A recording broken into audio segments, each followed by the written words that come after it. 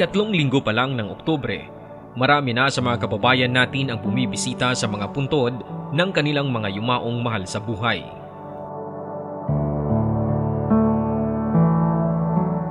Nitong nakalipas na 2 taon, isinara ng pamahalaan ang mga sementeryo sa publiko dahil na rin sa banta ng nakakahawa at nakakamatay na COVID-19.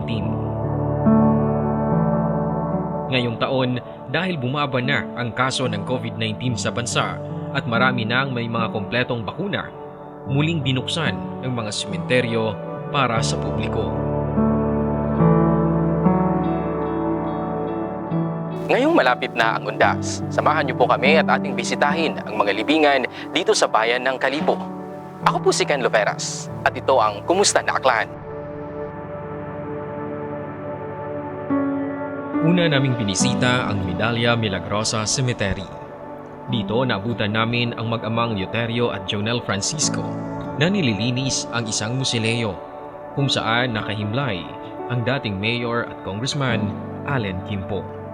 Ayon sa mag-ama, makalipas ang 2 taon, ngayon ulit nila nalinis at napintahan ang nasabing musileo.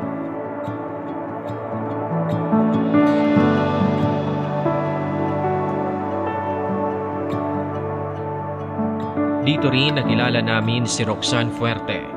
May dalang bulaklak at kandila para sa kaniyang namayapang ama.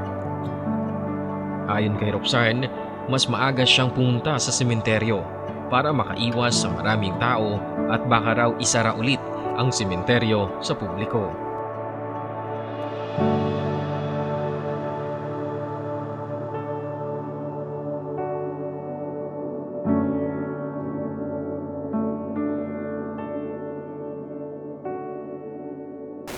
Halos may nabalitaan ko hanggang 28 ng Kunuro opening ito cemetery, pero mas manamit ang plano kay may iwas sa akong tao sa ibang pandemic makarag naiwasan man natin do. Aron na liwa pa nga halos na solba na ito nga pandemic na sa COVID. Paano man doon madumduman na ito ni Muro atong masa buhay nga nakataliwan yung manggit sa atong pan. Pero yun na itong aron na itong kanta kong paalala kanta ron nga sa masing nakataliwan sanday, nadumduman nga po na ito sanda.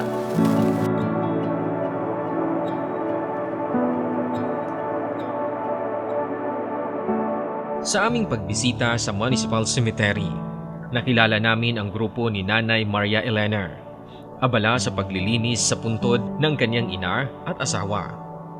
Ayon sa kanya, maaga silang naglilinis para maiwasan na tapunan ng damo at mga basura ang puntod ng kanilang mahal sa buhay. May mga mangilan-ngilan na ring nag-aalay ng dasal at kandila sa kanilang mga yumaon na kapamilya.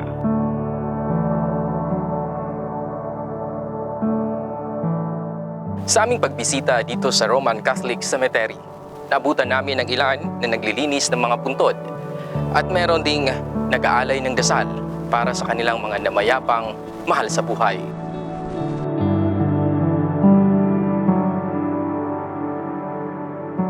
Nakausap namin si Ulysses Cipriano, isang sepulturero na matagal nang nagtatrabaho sa naturang sementeryo. Ayon sa kanya, ang Roman Catholic Cemetery ay isa sa mapinakalumang sementeryo sa Aklan. Ang disenyo umano ng mga puntod dito ay kakaiba ang mga anyo.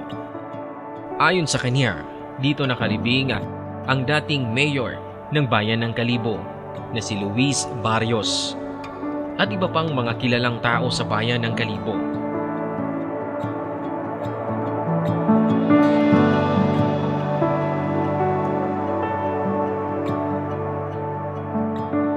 May pakiusap rin siya sa mga naglilinis at pupunta sa sementeryo na huwag magkalat at ilagay sa plastic bag ang kanilang mga basura. Bali makaroon kung huya po na ako is 23 years ako ya. 23 anyos na ako ya pagserbisyo sa Roman. 2001 ako nag-start pagkabuhos ko sa akong ama pagkamatay. Ang endorse ka ako ni Bishop Reyes do sementeryo pagkamatay ni tatay October 22, namatay si tatay 2001. Pag buyot na ako niya sementeryo nga ray 2001 ay katon ako nag-start member 5 nga kung saan mo bali 6 na ako nag-start nga nag-upisa di kara sa Roman Catholic mo buyot. Daya nga nga Roman Catholic Cemetery is daya gitaro sikat taga kalibunuhan kita tanan do ginyubong di kara puro kilagang kilaga iya sa kalibo atong banwat kalibo dili ya kara dati ro inyubong ro ama atong dating congressman nga Alin Kimpo ay atong vice governor makaron sa Boy Kimpo galing inalin niya ta sa Medalya Milagrosa ko taro anang mga tugan. Ro mga sikat nga mga tao mga daya nga mga Barrios, mga Martelino, agro pandan nga mga Kimpo iyag, Rasmiñez ag daya nga nga Anat Garcia. Daya gitaro una-una gitang sementeryo iya sa Kalibo. Ro mga pansyon na biyay, ro mga pansyon na nga dati ay mga paublong, ro pansyon bukod ang mga square. Agro yung pansyon nga paublong ay iwing ko tisa imaw do pansyon niya ron. Dato na nga ginapaabot ko kinyo ya sa mga tao nga adto ay may announcement man do ro cathedral una sa amon nga gate before kita magsugod nga para sa undas nga wa kitat misa pitsa uno. Bali datong misa ko cathedral pero iya sandaron nga tapos misa yata ito sa katedral ga blessing sanda iya sa aton nya sementeryo agahon mga pitsa dos ay ko hapon yata ro misa ito tapos ma-blessing man gihapon sanda iya pero aton nya kuan iya sa para sa pagpamisa may gabasa mata iya.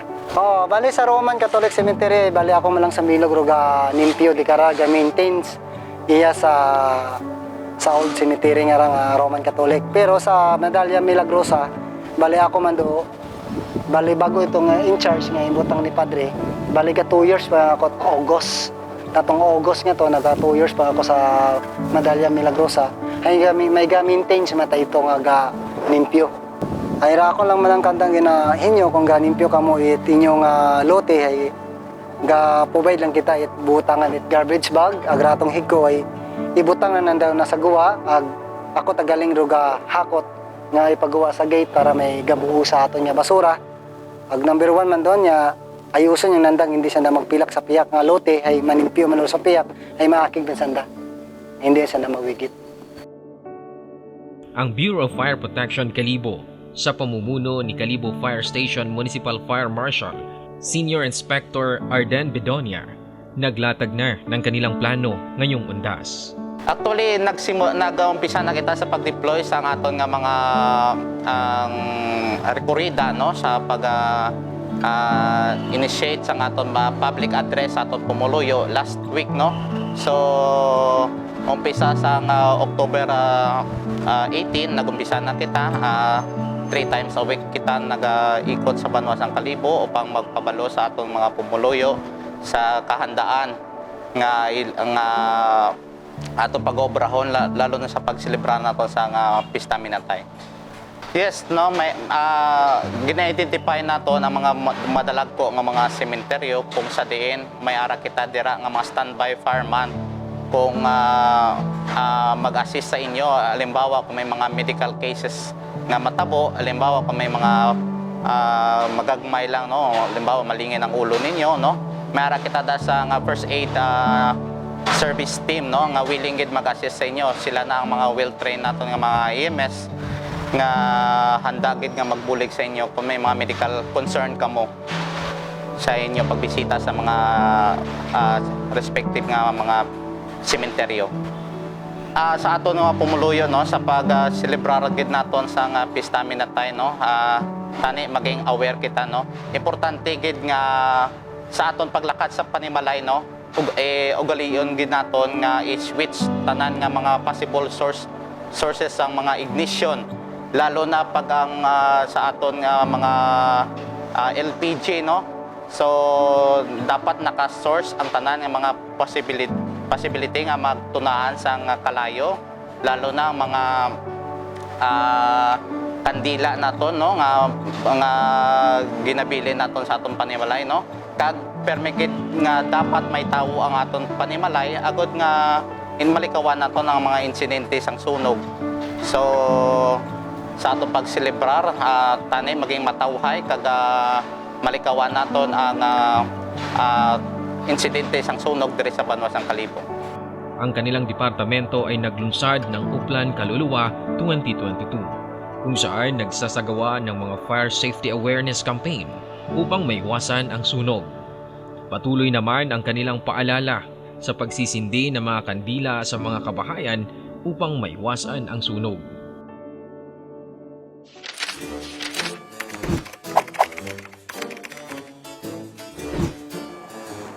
Pupunta ka ba ng sementeryo? Paano ang bahay mo?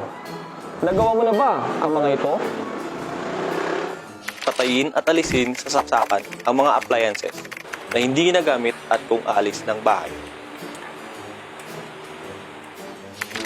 Ilagay ang kandila sa lalagyan na hindi masusunog at patayin ito kung aalis ng bahay. Siguraduhin knock-off ang main switch bago umalis ng bahay para maiwasan na maging sanhi ng sunog. Siguraduhin wala ng apoy ang makalan at naisara ang regulator ng LPG tank bago umalis ng bahay.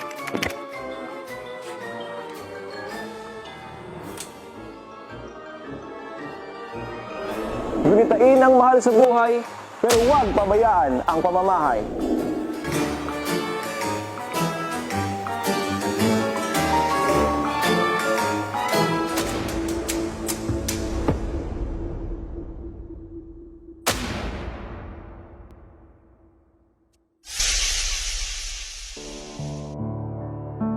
Nitong Huwebes lamang, nakaranas ng matinding pag-ulan ang probinsya ng Aklan na nagresulta sa baha sa iba't ibang bayan. Marami sa mga kabahayan ang pinasok ng tubig baha.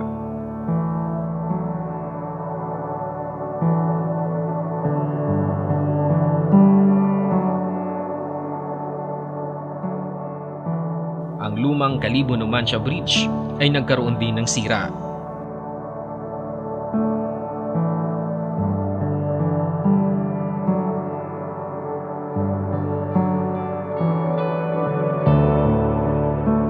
Pati ang mga puntod ay hindi rin nakaligtas.